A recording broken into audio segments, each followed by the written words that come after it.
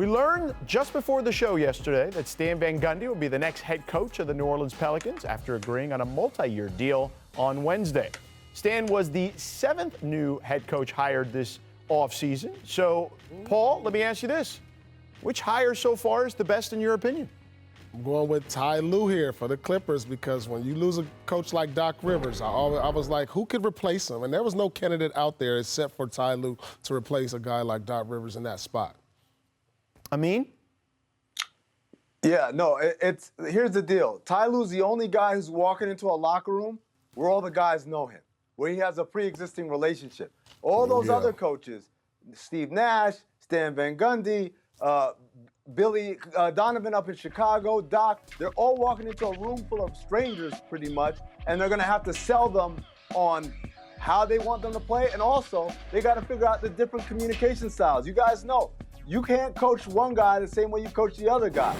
You can't talk to one guy the same way you talk to the other guy. Everyone's got different ways of being motivated and getting the best out of them. And so Ty Lue has an advantage over all the other coaches out there in that he already knows these guys. He knows who he can be hard on, who he needs to put an arm around his shoulder, and adapt his coaching style that way. Yeah, look, I think we all agree that Ty has an inherent advantage for all the reasons that you guys outlined. But, Paul, I'm a little surprised you didn't go with your guy, Doc Rivers. Well, it goes along with the reasons Amin said. Like I said, when you lose a guy like Doc Rivers, and when I looked around at other coaches that were available, I was like, who's going to fit in with Kawhi, Paul George, other than Ty Lue, who has a respect as a championship player, who has a respect as a championship coach, and like you said, I mean, he already knows the guys. He knows who can get on, who can back off.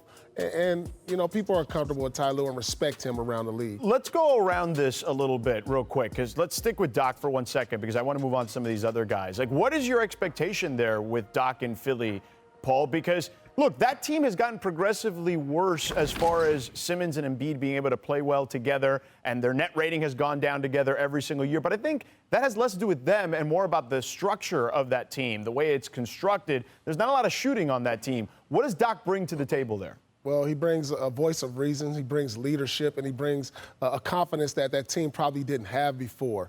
And so when you bring a guy like Doc Rivers on, and you have a player of Ben Simmons and Embiid's caliber, you start talking championships. And he's going to voice that in that locker room, guys, that I'm here to win a championship with you guys, because Doc right now is not into rebuilding. You know, he didn't see a rebuilding stage with this team. He saw an opportunity to where he could take a team from one level to the next level and possibly win a championship. I mean, can they go to that next level? They can. It's not going to be easy. I think, you know, people ask me a lot of times, should they break up Embiid and Simmons? I said, no, you got to wait till the new coach comes in and gives it a try. We all are striving to accumulate, you know, top 15 talent in this league, all NBA type talent. They've got 2 of them. You got to give Doc a chance.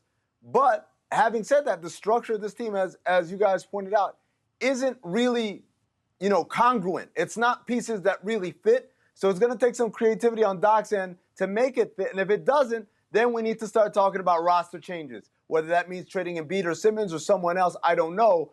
But as currently constituted, it's going to take a pretty creative approach by Doc Rivers to get them to that next level. Speaking of creative, Stan Van Gundy has been known to be creative. We were talking about this yesterday on the show. Amin, we'll start with you. I mean, he was playing 4 out before it was in vogue. You know what I mean? Like, it was Dwight Howard and a bunch of shooters around him. What does he need to do in New Orleans to have a successful season, in your opinion? Well, I think, you know, first and foremost, I talked to Tim Hardaway Sr. today on SiriusXM NBA Radio, and I asked him, what do you think Stan learned in Detroit? Because he was successful in Miami, he was successful in Orlando. Detroit was the first time Stan was under 500 and struggled to make the playoffs and was in that position. And Tim said something interesting. He said he needs to, I think he's learned how to not take losses as hard, how to not take everything as seriously. George, you and I both know Stan. Away from the game, he's a funny guy. He's an interesting guy. He's got a lot of interest outside of basketball. But for whatever reason, you put a whistle and a clipboard in his hand, he turns into a maniac. And he has to have learned how to tone that down some, especially dealing with a young roster. That's one. From a basketball standpoint, I really want to see what he does with Zion in terms of making him more of a playmaker out of the elbow position. He's not quite Hedo Turkoglu, but he does have some good passing instincts. And I think offensively, Zion could really open up his game by having the ball in his hands and being a playmaker. But all of that doesn't mean anything if he's not in shape. And that's number one on the Zion agenda. Well, to be successful for any team as a head coach, you must one thing you need to do is gain the trust of your best players.